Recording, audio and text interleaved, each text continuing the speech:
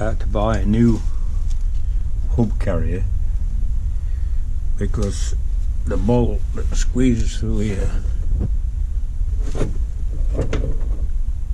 sheared inside the hub, and there was no chance of getting it back. So I had to buy a new one. Everything fitted, hub carrier, everything fitted. The old wheel bearing was still on it, and I left it on right at the finish of the job. The wheel bolts didn't fit, they were smaller, so that was a nightmare. So what I did in the end, it was absolutely impossible to get the rusty bolts out of the one I put on, because the heads of the bolts are just gone. There's no chance I could get them out. Yeah, this is the original hub. This is where the bolts went in the back, and I managed to get these off of my old hub carrier by just knocking a 12mm socket on instead of a 13. It was still a nightmare. Plenty of WD, moving backwards and forth, wire brushing the ends, and in the end I got it off. But to get to these, that just had virtually no heads of them on the one I put on the car, was impossible. So it was either take all this off and try and get another one,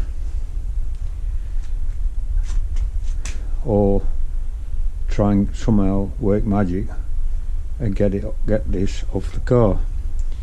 This also here, this is the bolt that sheared and caused me all this work. And to get the shock absorber or strut out of there, because it goes in between there, I had to grind all this off until I could ease it out of there. Then I found out it wasn't worth it, because this strut or shock absorber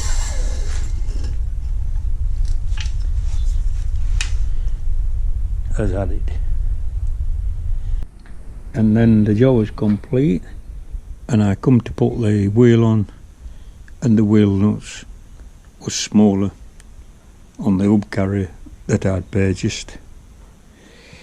So that were a nightmare, and there were no way, it was on the car, there was no way I could get to the bolt heads on back here, and they were rusted up, so there was no chance.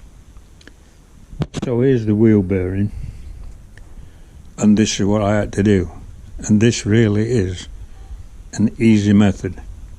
All you need is a 9-inch grinder and a small grinder, and what I did, I cut these off with the grinder with a cutting disc, and it went through it fairly easy. I also cut on the bottom, but you don't need to, but I'd cut into the bearing so I couldn't revolve it round. But if you don't touch the bearing, you only need to cut one of these, and then you can get to the screw part. They're not screwed through these. While it's still on the car, I managed to grind these off and then just tap them through. It's as simple as that, and it didn't take long. And then I put the old wheel bearing on the original one, which was quite good, so I put that on with new bolts, and that's an easy way of doing it. So easy. Don't muck about trying to get it back here when it's on car. And rusty bolt heads, don't mess with them. Do that. This is no good. It's scrap now. so it's no good, so it's nothing on there to save. Cut that off, get to them, revolve it around and get to the others, and it don't take long. Now I'm going to proceed with fitting the old one back on here with new bolts. Before I do that, I'm going to clean it up and put some anti-seize on.